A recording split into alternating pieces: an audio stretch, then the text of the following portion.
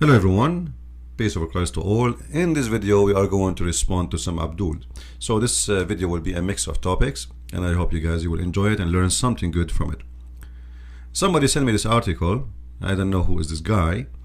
It says, as you see in front of you, Islam teaches us to respect others, says TMG on festive greeting. I look at the article here. It looked like maybe this is from Indonesia, something like this, but I'm not really sure. Betelin Jaya. It sounds like Indonesian. I'm not sure really. It doesn't matter really. The Crown Prince of Johor said Islam teaches its followers to respect others of different races and belief, and to stay away from extremism. So supposedly this is the Crown Prince of Johor saying such a thing. Well, I hope that this guy, he mean it, and he is a nice guy, and me myself, I would like to shake hands with him for saying such a statement, that he would like to be nice to me. But sadly I have to say to him, I don't know if he's lying or telling the truth about what he know, but I'm assuming that he's been honest, all right, and he is ignorant. So sadly I have to say to him, Mr. What's his name again? Whatever your name, anyway, Sultan, I guess this is his title, right? Yeah, TMG. Whoever told you this is a liar. Islam does not teach to respect others. Islam teaches you to insult others, and not only to insult them by words, but to harm them physically to the point you are allowed to murder them. So this is absolutely a false statement. Either this person, he never studied his Quran and his religion, or he is being hypocrite because he have relationship with many in the country, and either want to create a chaos and say the truth. Sometimes the truth cause a problem. So many these days, they are politically correct, and they don't say, they prefer to say things which will cool things down better than saying the truth, and the truth can cause a war. But this is true? Just a few days ago, we have someone like Zakir Naik, as you see in the screen. He said, wishing Christians Merry Christmas is a sin, worse than murder. Oh boy. Just wishing Christians Merry Christmas is a big sin, to the point a Muslim killing a Muslim is a lot better as a sin in the front of Allah from saying Merry Christmas to a Christian person. And here I ask myself, well, if the Muslims are being ordered to be nice, and the Muslims are they want to spread peace, and like all this propaganda which is absolutely false and lie, why saying Merry Christmas is a big problem for Muslims, and it is even more than a murder. When you say that killing a Muslim killing a Muslim, not just killing Muslim, even if you kill a Muslim, is a lot better for Allah from saying Merry Christmas to a person. That's mean this is very, very much hate Allah he have for the Christians.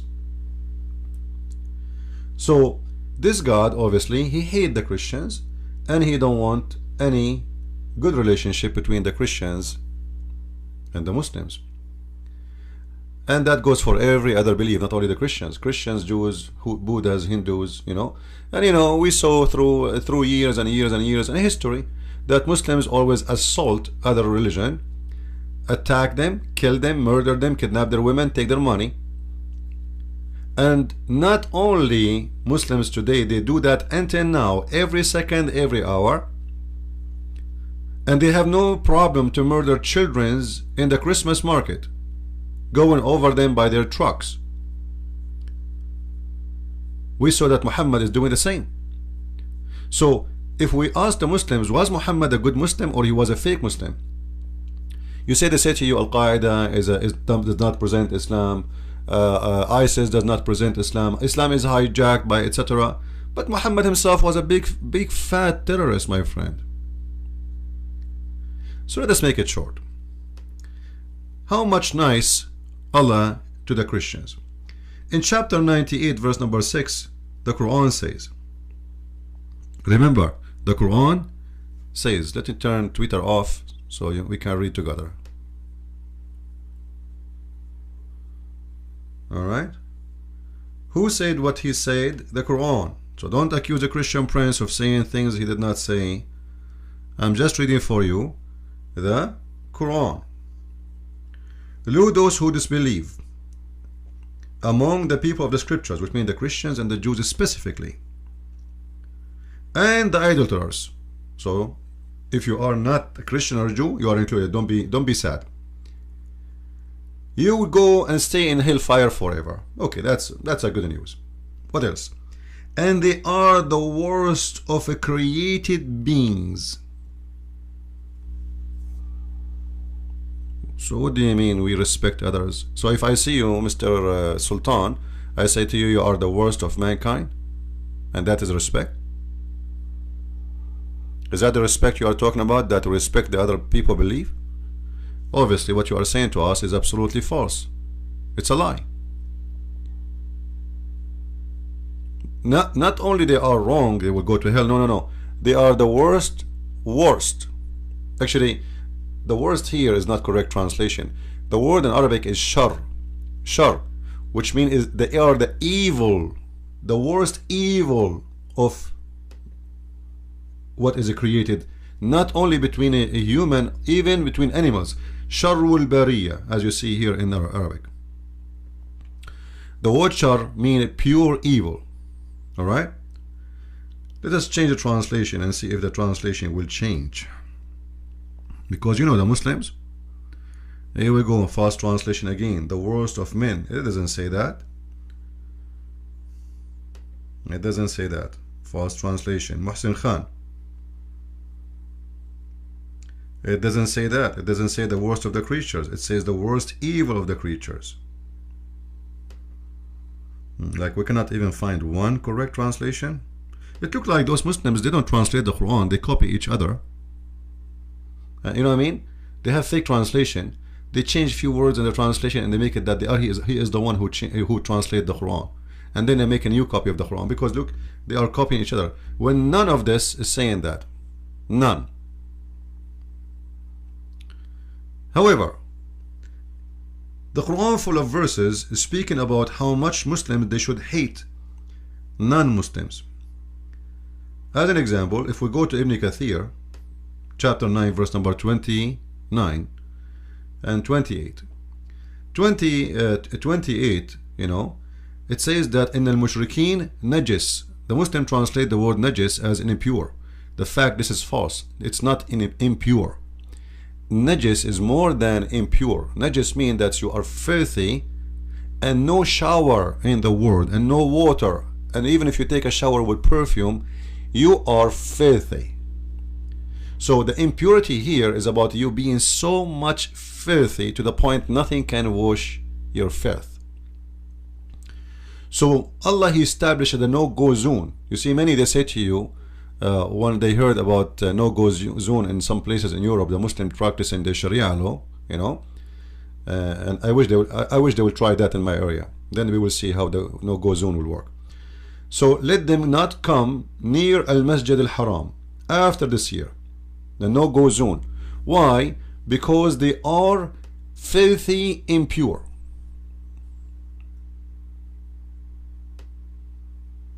Let us adjust. They are what? They are filthy impure. So we establish a no-go zone. So where is the respect? Imagine somebody wanna go in that area. You say to him, no, you cannot go. Where are you going? You are filthy. We have no-go zone for filthy people like you. You are a disgusting creature. You are the worst of evil creatures. You are filthy, you are dirty, you are najis. And we have no-go zone sign. And we showed you many times before that the Muslims, they have literally, when I say literally, no-go zone sign. Here, if we type Muslims only, alright, and we click at images, do you see it? No go zone. No go zone. Muslims only. If you enter the wrong road, your life is in a threat. They can kill you. Your blood is free because you are making their land dirty. So there is 2 cities in Saudi Arabia.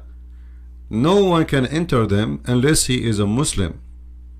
That is Al-Medina, which Muhammad, he hijacked the city. He changed the name from Yathrib and he make it Al-Medina, and the city of Mecca.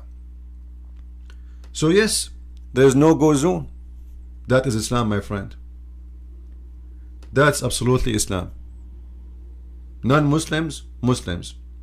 So when a stupid guy says to you, Muslims don't practice that, this is stupid, this is silly, this is etc. It exists in a government. You have an ambassador in your country, you're ignorant, and this is real. So don't tell me ever about the no-go zone. It's not real. And don't tell me ever that Islam respect others, as this guy, this gentleman, trying to fool us with his statement. Now, the last topic I want to talk about, I'm trying to make this video short. Already it's 11 minutes. Mr. Aqil, he agreed to debate me, but he is saying next week he is going to move with his 4 wives out of his house, and he don't know when he is going to get the internet. And he hope, he pray to Allah that before the end of January he will be able to debate me.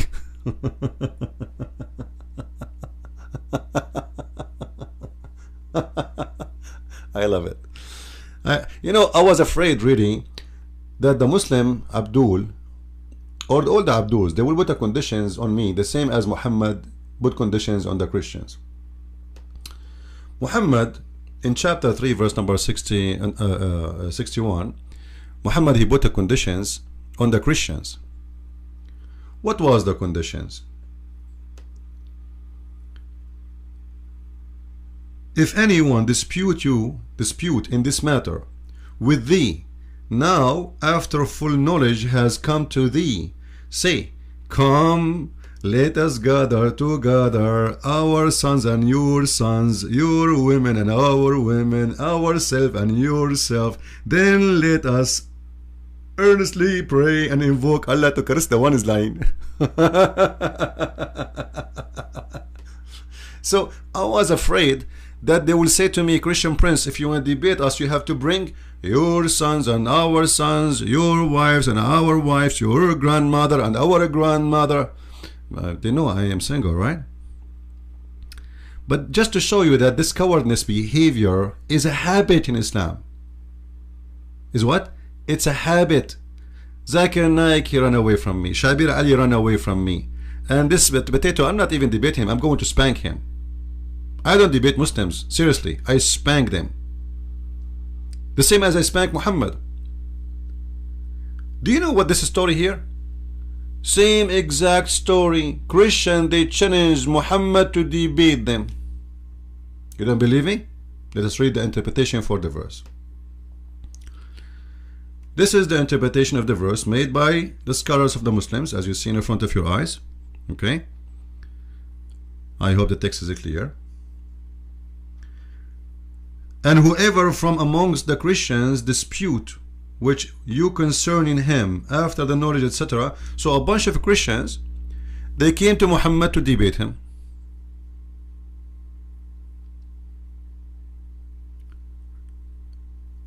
And those Christians, they came to Muhammad concerning Jesus.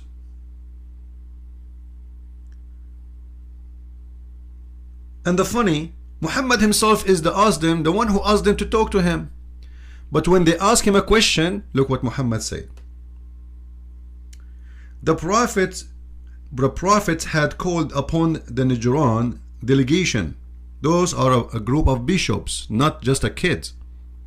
Alright, those are not just the Christian people walking in the street. Those are the church leaders in Najran.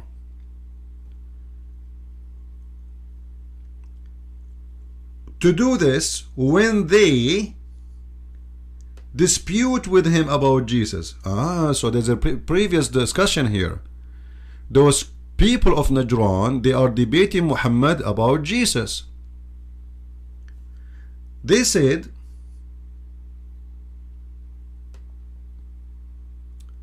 let us think about it and we will come back to you. Alright?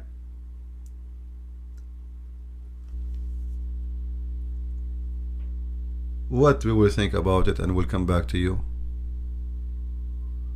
Muhammad is inviting them to bring their wives and their children all the way from Najran, all the way from Najran to debate Muhammad. How they debate?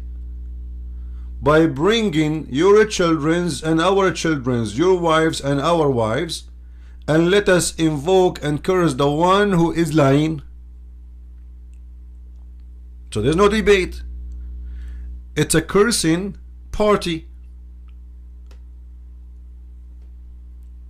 And just to show you that Muhammad is a stupid idiot, if somebody like now this Abdul, let us say Zakir Naik, he is debating me. If he is debating me and he says to me that Muhammad is a prophet, he is not lying. He is wrong, because lying is you say something you don't believe in. You don't believe it's true. This is not a lie. This is wrong. Lying is you know that this is not true, and then you claim it's true.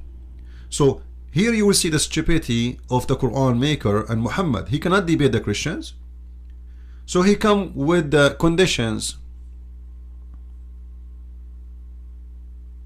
He come with the condition. And what is the condition? Let us do this, you know.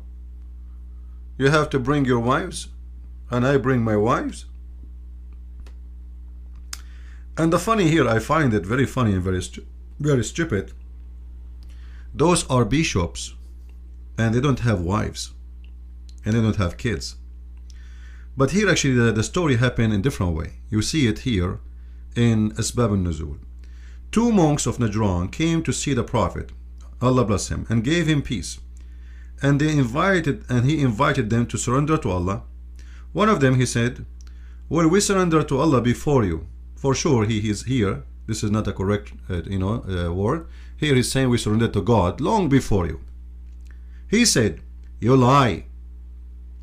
Three things prevent you from surrendering to Allah: your prostration before the cross, your claim that Allah has a son, and your consummation of wine. They said, what do you say about Jesus? Here we go. The Christians are hitting back. Look, Muhammad is going to the hive to steal the honey. Muhammad, he put his hand there. He think it's easy. It's easy. I will steal the honey. And then they ask him, okay, hold on. What do you think about Jesus? The Prophet, Allah bless him and give him peace, did not answer. But then this verse was revealed.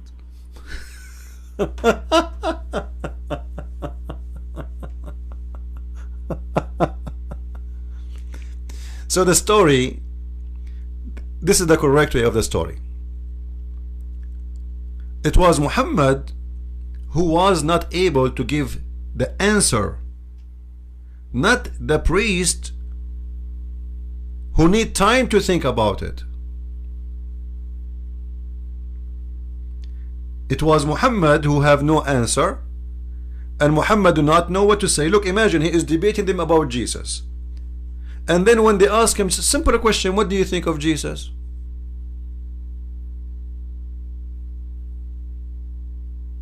The Prophet did not answer, which means Muhammad, he have no answer until that moment about Jesus. But look, he already here, he said to them that you are considering Jesus Son of God. So why Muhammad did not say, well, Jesus is just a man, he is not a son of God, and he is not anything of what you think, he is just a prophet? Why Muhammad did not answer? And why Muhammad come with such an answer that's, you bring your wives and I bring my wives, you bring your children and I bring my children, and let's invoke the one who is lying to be cursed? Especially if he knew that those are monks, and monks don't get married, which means they have no wives and they have no children, which is showing us that Muhammad is officially stupid again. He do not know he is dealing with. And obviously those monks, they noticed that this guy is a scumbag, so they said, okay, bring our wives. Okay, we will think about it. Yeah, we will bring you our wives. So I was afraid that the Muslims one day, when they want to debate me, they will say to me, bring your wives and bring your children. And this is why this guy Abdul, he is saying next week he want to move out, and maybe he hope by the end of January he will get the internet. I mean, why it's need a month to get the internet? You can order the internet from now and can be installed in the day you are moving in, and there is nobody in the world will believe that internet is going to take a month to be installed. You live in America, my friend. You know, I can show you the advertising right now. It take an hour of activation, just an hour.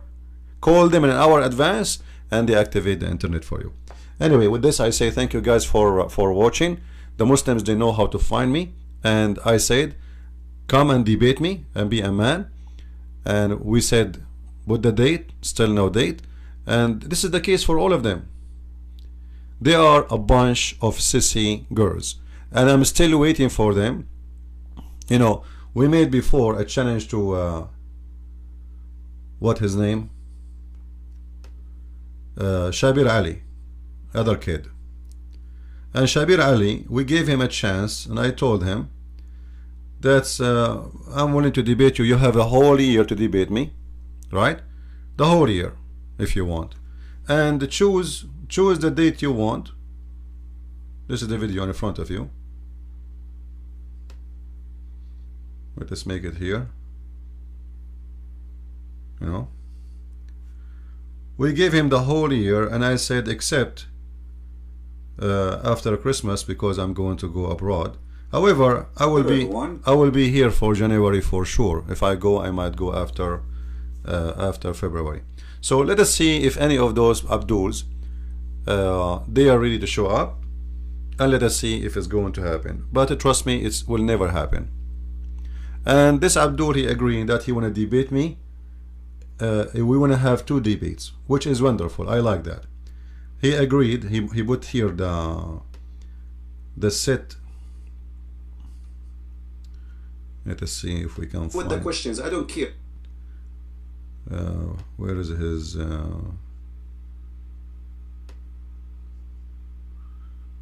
usually in YouTube it show you. He said something in his video. He said, look like Christian Prince, he don't watch all my video. Absolutely, I don't watch your video, all of it. It's a video of kids. I have no time for it. Okay, this is what he posed for us. So there is 2 debates, one for him about asking me questions about the Bible, and one for me. So that's wonderful. Actually, I'm happy that he decided to do though, because look like he's trying to prove that he's a man, but he's not. So we will have, you know, we can have a debate for 3 hours, an hour and a half for him about the Bible, and right away, because obviously it take him long time to establish a debate. We are talking about debating for almost more than a year actually, and it will never happen. I don't believe it's going to happen. So as long as it's going to happen as he claimed, let us do it both. So he agreed of 2 debates. All right, one is about the Bible, and this is the first one, and the second one, it's my topic. Well, my topic is very simple. Muhammad is a false prophet. As simple as that. So we will have an hour and a half if he ever show up about the Bible, and an hour and a half about Islam, and let us have fun. Now if you think any Muslim will ever debate me and will show up, let me know. And look what they do, by the way. Look, he say 10 minutes for me, 10 minutes for you. The reason they want this format, 10 minutes for me and 10 minutes for him, because he wanna go blah blah blah blah blah blah, talk forever, say nothing, and he don't want to get busted. Aqil, I advise you to practice something. It's called the crossfire, the whole debate. It's more fun, trust me, because one of us, he will lose his nose.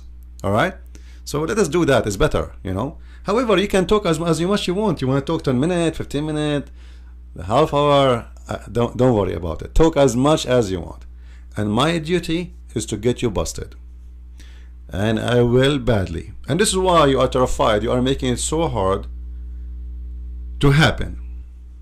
All right, and here we go. This is his name.